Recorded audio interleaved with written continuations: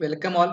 I am Muyur Jagdale and we are going through our subject Elements of Electrical Engineering.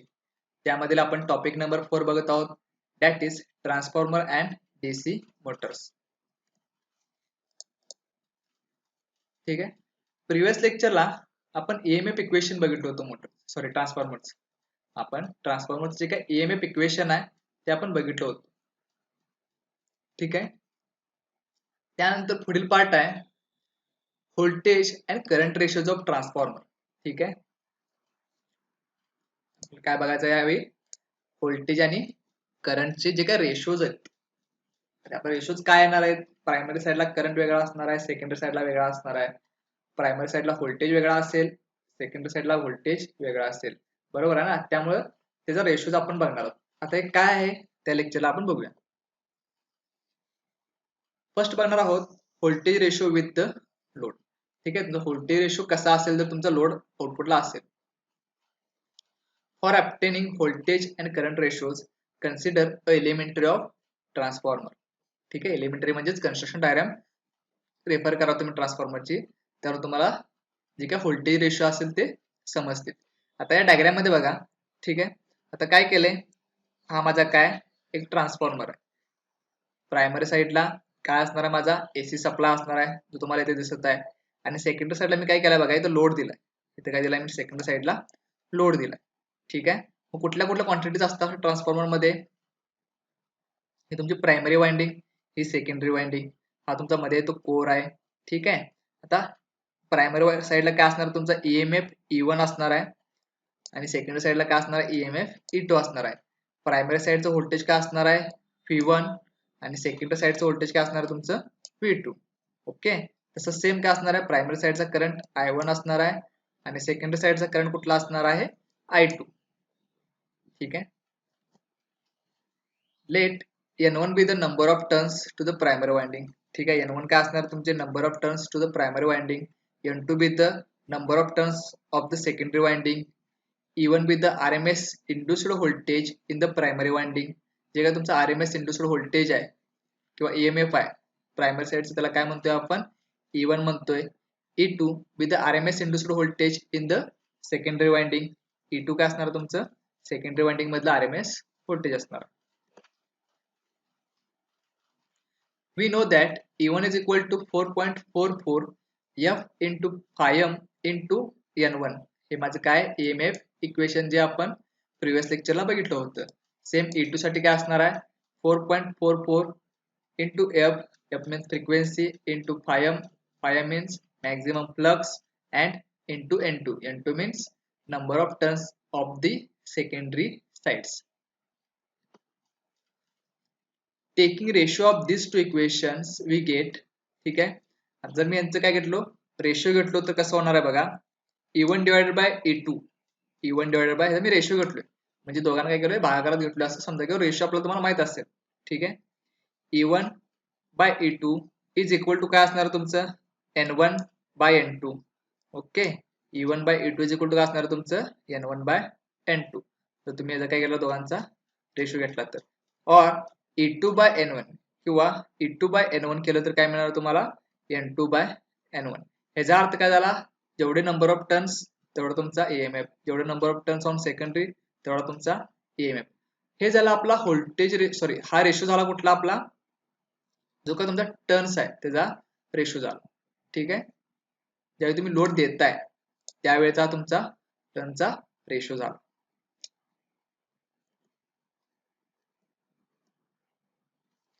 Next आहे voltage ratio without load. ठीक आहे. आता आपण काय करणार आहे, तो लोड सेकंडरी साईडचा काढून घेणार आहे.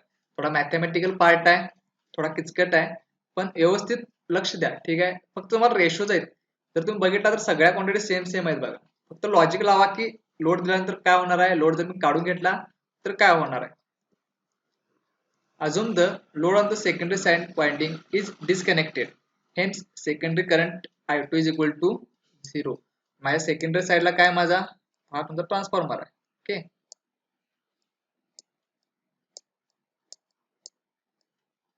जो का लोड होता तुम्ही लोड काय केला, इथनं काढून घेतला.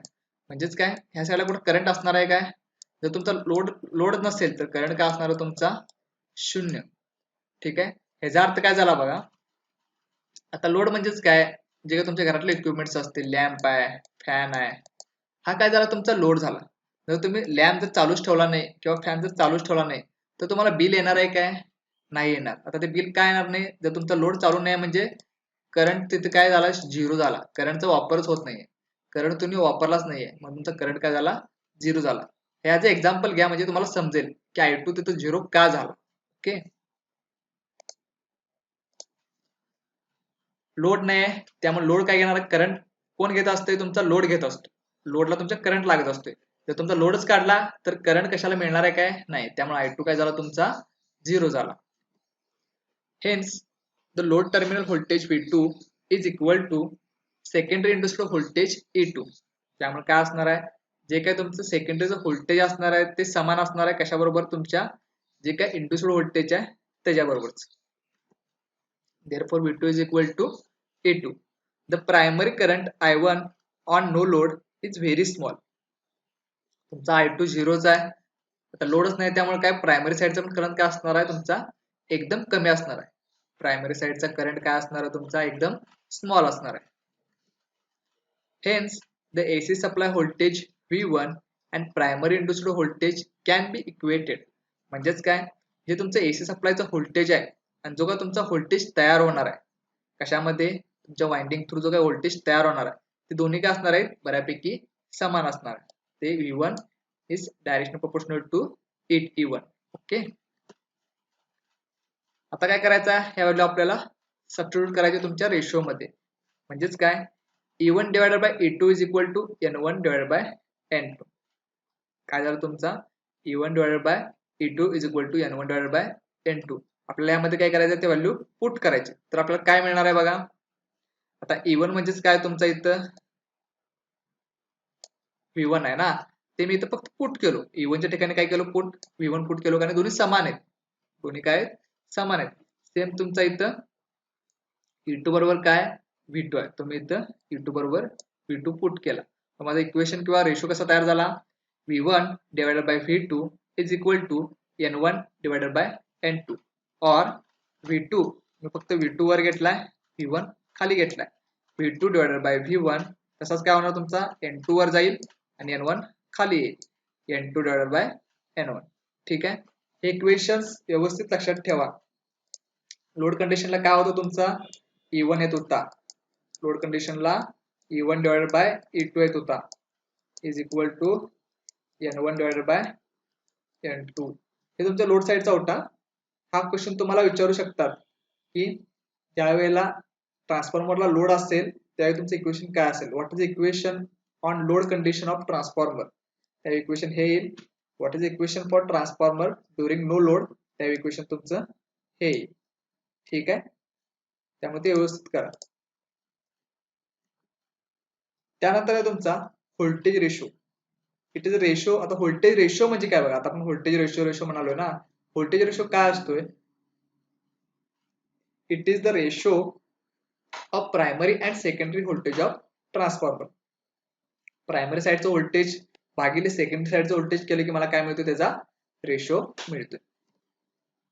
ते आता आतापर्यंत पुट करत आलोय आपण. म्हणजे व्होल्टेज रेशो काय, primary terminal voltage divided by secondary terminal voltage, that is V1 divided by V2. It is called as voltage ratio. May be तुम्हाला डेफिनेशन्स विचारू शकतात.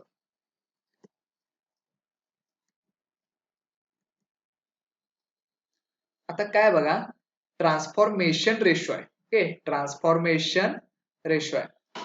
आता काय असतं transformation ratio, it is defined as the ratio of secondary voltage to the primary voltage of a transformer and it is denoted by K. आता voltage ratio आणि transformation ratio मध्ये काय फरक आहे बघा. व्होल्टेज रेशो काय होता तुमचा, V1 डिवाइडेड बाय V2 होता. पण ट्रान्सफॉर्मेशन रेशो कसा आहे, सेकंडरी साइडचं व्होल्टेज म्हणजे V2 डिवाइडेड बाय V1. या दोन्ही मध्ये गफलत करून घेऊ नका. ठीक आहे, तुमचं कन्फ्युजन होते कारण की सेम दिसते, त्यामुळं हे व्यवस्थित करा. दोन्ही मध्ये डिफरन्स काय बघा, ट्रान्सफॉर्मेशन रेशो आणि तुमचा व्होल्टेज रेशो मध्ये. Therefore transformation ratio K is equal to, इथे V2 आलं काय, V2 डिवायडेड बाय V1 म्हणजेच काय झालं तुमचं V2 साईडचं तिकडे नंबर ऑफ टर्न्स असणार आहेत ते N2 divided by N1. Same तुमचं EMF पण काय असणार आहे E2 डिवायडेड बाय E1 येणार. ठीक आहे. Turns ratio of the transformer. तर टर्न्स रेशो म्हणजे काय असते? The turns ratio of the transformer is defined as the ratio of number of primary turns to the number of secondary turns. ठीक आहे. जो काय आपण आता तुमचा ट्रान्सफॉर्मेशन रेशोचा पार्ट आहे. Okay. N1 divided by N2 जर मी केलो तर मला काय म्हणतो आपण हा टर्न्स रेशो म्हणतो, जो आता आपण आतापर्यंत बघितलाय.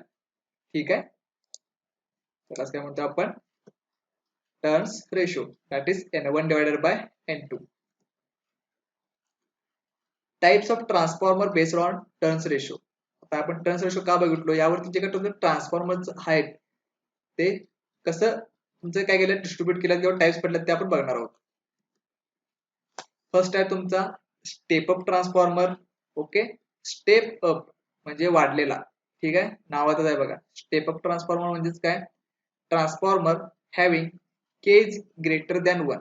तर तुमचा के काय असेल, एक पेक्षा मोठा असेल, then it is called as step up. किंवा we get higher secondary voltage as compared to primary voltage. We get higher secondary voltage as compared to the primary voltage. म्हणजेच बेसिक लक्षात ठेवा, स्टेप अप ट्रान्सफॉर्मरचा काय अर्थ आहे, जो तुमचा V2 असणार आहे ना तो जास्त असणार आहे V1 पेक्षा. V2 तुमचा जास्त असणार आहे V1 पेक्षा. त्याला काय म्हणतो आपण स्टेप अप ट्रान्सफॉर्मर. ठीक आहे. आता स्टेप डाऊन म्हणजेच काय, सेकंडरी साईडला व्होल्टेज तुम्हाला कमी करून मिळणार आहे. तर स्टेप डाऊन आहे ना म्हणजे कमी. Transformer having K is less than 1, then it is called as step down. Step down पाहिजे तो, सॉरी,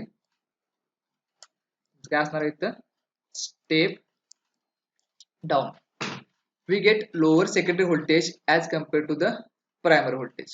म्हणजे सेकंडरी साईडला व्होल्टेज तुमचं कसं असणार आहे, तुमचं कमी असणार आहे. म्हणजे याचा अर्थ काय झाला, तुमचा V1 तुमचं काय असणार आहे, जास्त असणार आहे V2 पेक्षा. सेकंडरीला तुम्हाला व्होल्टेज कमी मिळते ना, म्हणून त्याला काय म्हणतो आपण स्टेप डाऊन ट्रान्सफॉर्मर. नेक्स्ट आहे तुमचा 1 to 1 ट्रान्सफॉर्मर.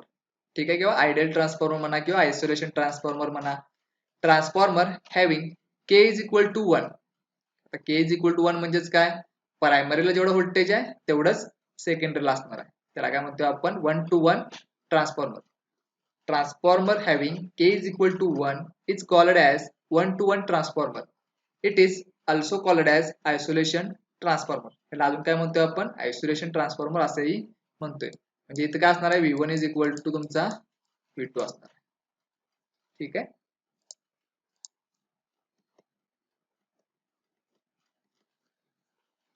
नेक्स्ट आहे आपला करंट रेशो. ठीक आहे. आता करंट रेशो मध्ये काय बघा, the transformer transfers electrical power from one side to another with very high efficiency. Okay. तुमची इफिशियन्सी काय असते ट्रान्सफॉर्मरची, हाय असते. ज्यावेळी तो ट्रान्सफर करत असतोय काय electrical power from one end to another. If we assume that the power loss taking place in transformer is very low, म्हणजेच काय, जो काय पॉवर लॉस आहे किंवा जो काय लॉस म्हणतोय आपण एनर्जी लॉस म्हणतोय, तो जर कमी असेल तर तुमची एफिशियन्सी जास्त असणार. बरोबर आहे. जर तुमचा लॉसच कमी आहे म्हटल्यावर जेवढं तुम्हाला मिळालंय तेवढा तुम्हाला उपयोग व्हायला आहे, म्हणजे एफिशियन्सी तुमची काय असणार आहे, जास्त असणार आहे. म्हणजे ती किती असणार आहे, अप्रॉक्सिमेटली 100% असणार आहे. Okay. Then we can write that input power is equal to output power. म्हणजे जेवढी तुम्ही इनपुटला पॉवर घ्यायला लागलाय तेवढी तुमची आउटपुट पॉवर तुम्ही यूज करायला लागलाय. दॅट इज, आता आपल्याला पॉवरचे इक्वेशन माहिती आहे, P1 I1 cos phi1 हे इनपुट पॉवर साठी झालं. आउटपुट पॉवर साठी काय असणार आहे, V2 I2 cos phi2, where I1 and I2 are primary and secondary windings currents. Okay. I1 आणि I2 काय तुमचे प्रायमरी साइडचे करंट्स आहेत. Phi1 Phi2 are primary and secondary windings flux. Phi1 आणि Phi2 काय तुमचे सेकंडरी वाइंडिंगचे फ्लक्स आहेत. But practically Phi1 is equal to Phi2. जो तुमचं प्रायमरी साइडचे फ्लक्स आहेत तेच तुमचं काय असतात सेकंडरी साईडचे फ्लक्स असतात इन प्रॅक्टिकल जर विचार केला तर. Therefore P1 I1 is equal to V2 I2. आता का Φ1 आणि Φ2 एकच आहेत ना, त्यामुळं दोन्ही काय आहेत ते समान आहेत. लिहिलं काय नाही केलं काय विषय नाही. ओके, आता यावरून आपण काय फाइंड आउट करू शकतो बघा. Therefore V1 I1 is equal to V2 I2. आता मी काय केलो तर मी याचा रेशो काढलो, म्हणजेच काय केलो V1 डिवायडेड बाय V2 ना, माझा V2 काय झाला इकडे आला, म्हणजे V1 डिवायडेड बाय V2 आणि माझा I1 काय झाला या साईडला गेला, म्हणजे तो काय झाला I2 divided by I1. Okay, समजते का बघा. इथं V1 आहे, ओके, माझा V2 काय झाला या साईडला आला, म्हणजे मी काय केलो इथं V2 लिहिलो इज इक्वल टू, ऑलरेडी माझा इथं किती आहे I2 आहे आणि माझा I1 काय जाणार या साईडला गेल्यानंतर तो I1 होणार. हा झाला माझा करंट रेशो, हा झाला माझा करंट रेशो. सगळे रेशो जर बघितला तुम्ही तर V1 N2 E2 सेम आहेत, पण करंटच्या वेळेला काय झालाय तो V1 बरोबर I2 झालाय आणि V2 बरोबर I1 झालाय, एवढाच काय तो डिफरन्स आहे. ठीक आहे. This equation shows the primary and secondary currents are inversely proportional to the number of turns of the corresponding winding. त्या इक्वेशन वरून तुम्ही काय समजू शकताय, करंट तुमचा कसा इन्व्हर्सली प्रोपोर्शनल आहे, म्हणजे V2 काय तुमचा V1 बरोबर आहे I1 बरोबर आहे ना, म्हणजे इन्व्हर्सली प्रोपोर्शनल आहे. इथे V2 बरोबर I2 असतात तर तुम्ही काय म्हटलं असता डायरेक्टली प्रोपोर्शनल आहे, पण काय इथं I1 आहे त्यामुळे काय दोन्ही विरुद्ध आहेत, त्यामुळे काय ते इन्व्हर्सली प्रोपोर्शनल आहे. ठीक आहे. आय होप तुम्हाला व्होल्टेज रेशो आणि करंट रेशो समजला असेल. ठीक आहे, व्यवस्थित करून घ्या. यावरती MCQ पण असू शकतात, तुम्हाला थेअरीला पण विचारू शकतात हा पार्ट, त्यामुळे व्यवस्थित करा. थँक्यू.